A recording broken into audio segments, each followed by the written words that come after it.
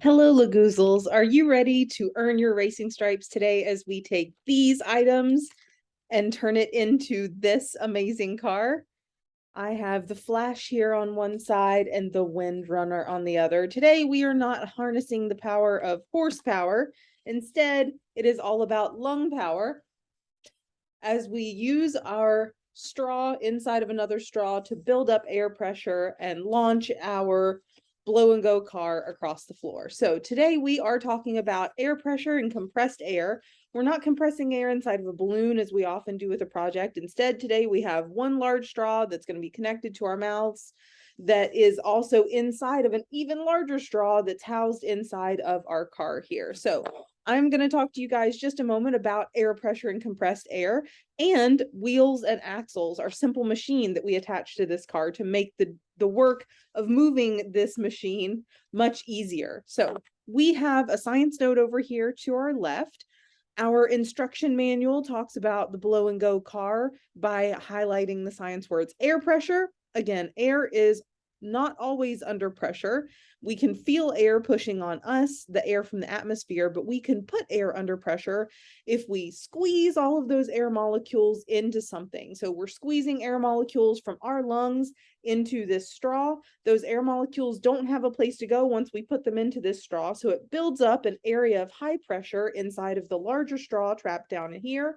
And that doesn't want air molecules don't want that to be the case. They don't like being in an area of high pressure and being squeezed all together. They like to be able to be loose and free and move around. So when we take our air from our lungs and compress it down into this straw here, those air molecules want to be able to move and escape from that area of high pressure into an area of low pressure. So what happens is once we build up that pressure, this car gets launched off of this straw. This straw is still attached to our mouth, and whoosh, it goes flying across the room. So it's the same as when you blow up a balloon. You take all these air molecules that are floating freely around us. We compress them into a balloon, and that balloon is also going to provide pressure onto those air molecules because it has memory. It's stretchy. It wants to kind of go back to the shape it was in before. So when all those air molecules get pushed into that balloon and get squeezed in there together, they don't like it. It's like us doing a game of how many people can we fit inside of a Volkswagen Beetle or a telephone booth, right? There's too many molecules all scrunched in together and they want to escape that area and move back out. So when we let go of the end of our balloon, what happens to those air molecules? They come rushing out and they go back into this nice, easy environment of the atmosphere all around us. So we have air pressure highlighted for that reason, because it's a really cool concept to talk about. It's one that can be a little bit more interactive, and you can even get the kids moving around or make a game of them like squeezing into an area that you make out of masking tape on a carpet in your room, so that you can actually do like this stop and go air molecule kind of experience in the class. Get those kids moving when we have the chance to. We also have the words wheel and axle. A wheel and axle is a simple machine. It's one that you may have seen on a science word for like a catapult or something like that that we've done before in class.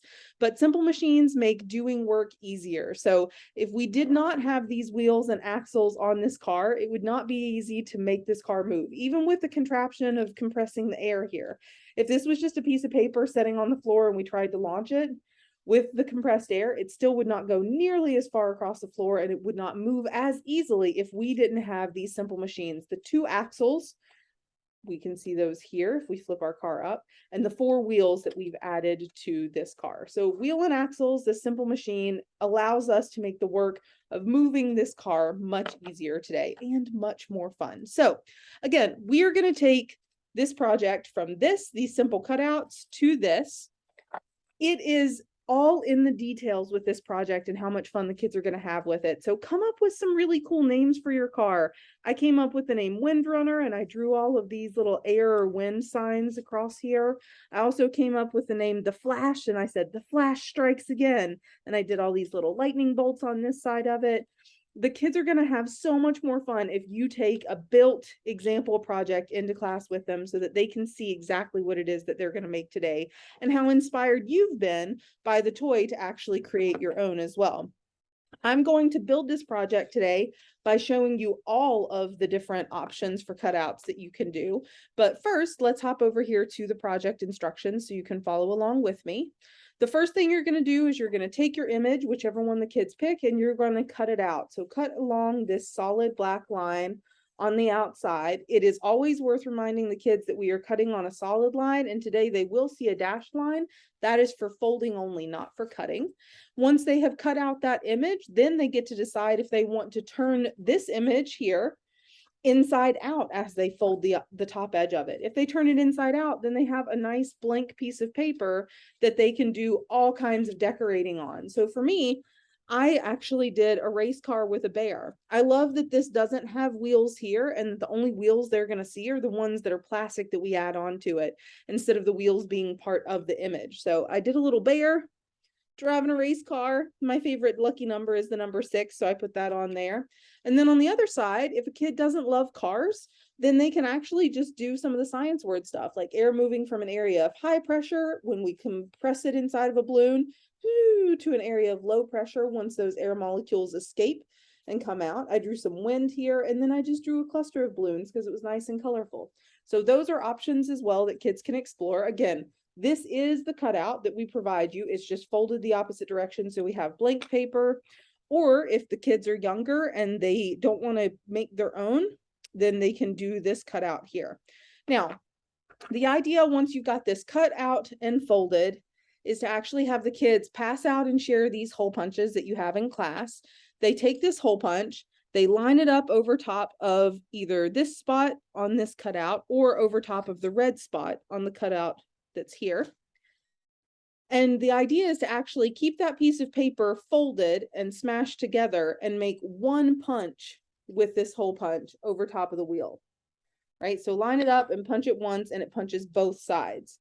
Now, that might be a little bit trickier for the kids if they folded those red pieces inside like this. So if the kids have drawn their own cutout, here's what I would like you to do. I would like you to go and open this cutout, line the hole punch up with the red on the inside. I'm looking at the red car. I'm lining this up here. I'm going to punch the hole here first. And then I've got it only punched in one side, right? Only one side right here. And then I'm going to close this back. And once I close it back, then I'll actually have a chance to see through it, line up my hole punch, and punch through the other side so that these things meet up. Okay, now I've got it punched through both sides. So now I've got holes that actually meet up. So I didn't punch one and then the other. I just punched one, folded it together, and then punched through the other once I had a template there for me to be able to see so that everything stays neat and tidy and lined up. Now, for building the rest of this project, we're going to hop through some parts of this. Take your project kit, open it up, find the straw that's shorter in length but larger in diameter. This straw is going to get covered over with a piece of masking tape. Now, word of caution here, the way I used to cover over the end of a piece of straw is that I would smash one end of it and then tape over top of it.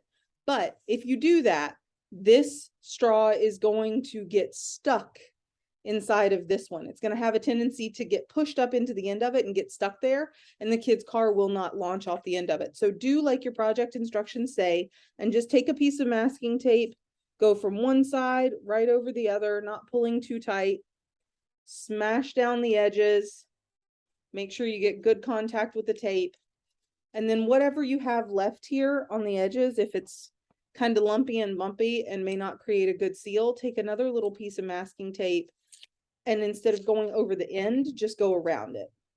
So a piece of masking tape, see how this isn't looking so great? I'm going to go around this from the side, tape this down, run it around, and then I'm going to put this up to my mouth and do a little test to make sure that it's airtight here, that I can actually compress air in there. Now that I have this part assembled, I'm going to go inside of my car. I am going to find what I want to be the front of my car. And I'm going to put the closed off end of my straw toward the front. So my steering wheel is here for my bear. I'm going to put the closed off end toward the front. I'm going to line this open end up right at the edge here. And now I'm going to use some pieces of masking tape to tape this straw in there. You don't want to tape over the spot with the straw right here between these two dots, because often the kids will take that piece of tape and they'll cover up the holes where their axles are supposed to go through. So instead, try to find some spots in the middle where you can tape this down.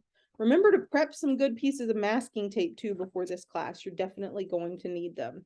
Now, as you're taping this down, you actually want to make sure your car is a little bit folded. You don't want it to be laying open flat on the table.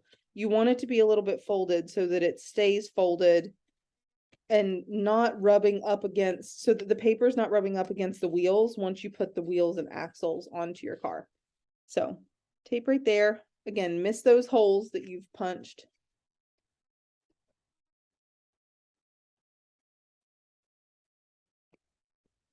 All right, straw is taped into place. Now it's time for my wheels and axles, which can be a little bit tricky to do. This project is not one that you think would take a long time in the classroom, but just this simple step and the number of students that you will have to help accomplish this step of putting these wheels and axles on can add a lot of time to your project length. So be careful about that. Since this is a decorating first project, make sure you do leave enough time to put these wheels and axles on.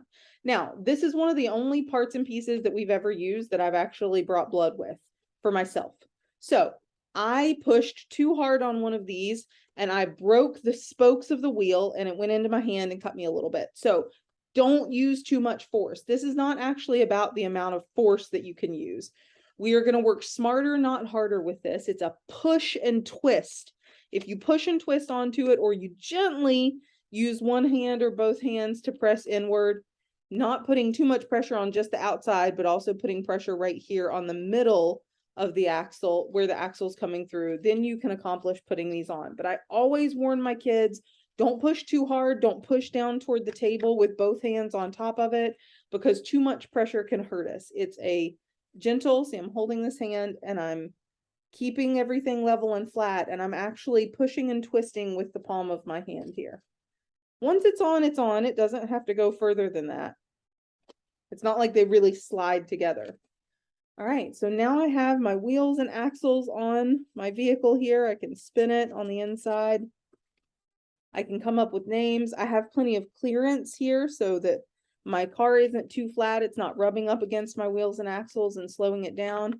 And I have my other bendy straw that I can slide into this straw here. It's not getting caught. So as soon as I blow air into here, this is going to fly off the end, and I'm going to lay this down on the floor, lean down to it, and I'm going to put air into it. Or if you need to be up higher, do this on a table. But it's really fun to do some races and watch these go flying across the floor. So enjoy making some compressed air blow and go cars today. Have fun with the wheel and axles.